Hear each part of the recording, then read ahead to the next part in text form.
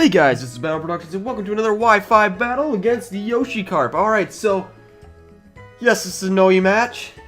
Let's just say, this was a close match. And, let's just say, he got 2 critical hits in this battle. And I've been keeping track of all the crits I've had against me so far and that I've given. And I've only had 3 battles with this team so far. I've uploaded the first 2 of them, because they were both really good too. But, in the last 3 battles, I've had no crits, and the total crit counter, 5. 5 against me. I just don't know. I'm just very unlucky. But anyways, let's just get right to the battle.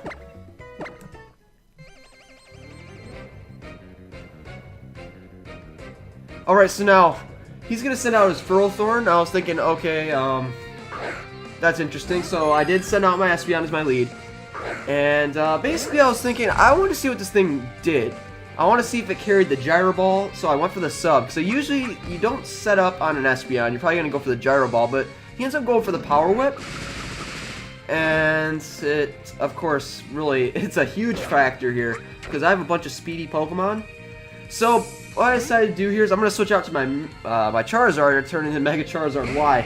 And because Power Whip is quad weak to my Charizard, so it's really not going to do too much here. So now I'm going to activate my Mega Ring. Yeah, that still looks awesome after seeing that quite a bit. But anyways, I'm going to be going for the Fire Blast. Going to be taking down the Ferrothorn after the Drought animation, of course. And yeah, so I get into a little early leads, which is pretty nice. Okay, so now he's going to send in his Gengar. And I was a little bit worried here because I was kind of baiting that this was I believe, a timid nature. And that happens to be the case because I know a modest nature would probably take me down in 1 hit. And plus Charizard would my Mega Charizard would have to be faster than modest Gengar, because this one is a timid nature Charizard. But anyways, he's going to send out his Diggersby. And now this thing, now I know. I'm not going to be, now I know I have to... Okay, he gets a crit here, which, this is one of the crits, but it's a useless crit, so it really doesn't matter. But now, I have to think about some strategies against this thing, because I never thought this thing was a hard Pokemon to go against, but you'll see why it's a little bit threatening later. But now, he's going to set in his Gliscor, probably thinking I was going to go for the Toxic, because, well, of course, he probably has Poison Heal, Gliscor, and I decided just, I went for the Skull just to be safe, because I was thinking either he would keep his, Diggersby in or go into his Gliscor, which I went for the Skull. That worked perfectly well because it was super effective against both Pokemon, but it didn't do too much thanks to the sun. But the point is, this Gastrodon is just here just to wipe out this wall. And once that wall's gone, hey, it's going to be an easy run. Or at least I thought. So now he did put a Toxic on me, which really wasn't too big of a deal because, I could just use Recover, although it does gradually do more over time. I could always switch out and then reset the Toxic. But, yeah. Not really too threatened by that Toxic. Now, I'm going to finish this thing off with the Skull, because, he just went for the Protect. And really, he could have gone for another Protect, and he would have been perfectly okay. But I don't know why. He just went straight for the Earthquake. I don't know what was his mindset there, but maybe he just wanted to get some damage on this thing, thinking that he wouldn't live anyways. That's probably what he was thinking. But, yeah, and there's also the chance that it would fail, but really it's a pretty low chance it would fail doing 2 in a row. But anyways, I take down the Gliscor, so now it is 5-4. I am winning. Now, the thing is, now he's going to send in his, his Diggersby. And this is what, I never thought this was very threatening until this battle. He goes for a turn, and I was thinking, oh yeah, that Gastrodon's definitely dead here, because the stab, and then, of course, it probably has max happiness. But I didn't realize how much this thing will do, because I sent in my Dragonite. It does have multi-scale, and I go for the Dragon Dance, thinking maybe that he was threatened and probably switch out, but he didn't, so it's kind of a little gamble there.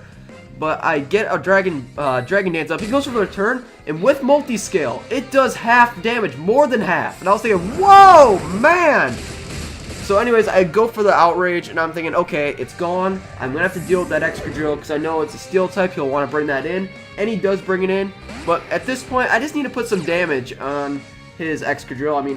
All my other Pokemon can handle it. It's just the fact that I need to get that Diggersby out of the way. because that return, if I didn't use that outrage there, oh, I don't know how I could have finished that thing. But he's going to go for the rock slide, take down my Dragonite, so, and that was actually kind of weird there, that animation. It's like Dragonite kept going back 3 times. I don't know if that was like an animation glitch or something, but I don't know, it's kind of weird. But anyways, I'm going to send out my Donphan. And what I was planning to do here, well, I was going to go for the Earthquake just to take this thing down, but he goes for the Iron Head, probably for the chance of flinch, although it didn't quite happen, which I was quite happy about. But there goes his Excadrill. And now he has 2 Pokemon left, and that, wait, no. No, he has 1 Pokemon left. Yes, 1 Pokemon left, sorry. And he has his Nidoking left. I was thinking, okay, this thing either has to be Life Orb, or it's going to be it's Expert Belt.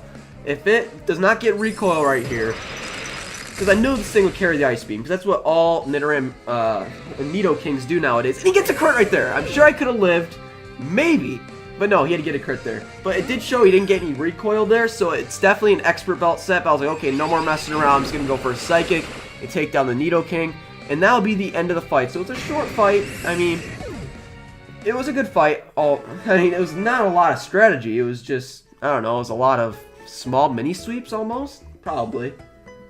But, I mean, it was a good match. I mean, it's just a totally different tactic and strategy in this fight. So that's why I wanted to upload this. But anyways, if you enjoyed this battle, please leave a like, if you're going to subscribe, drop your inbox, and see you guys next time for some more Pokemon X and Y Wi-Fi battles.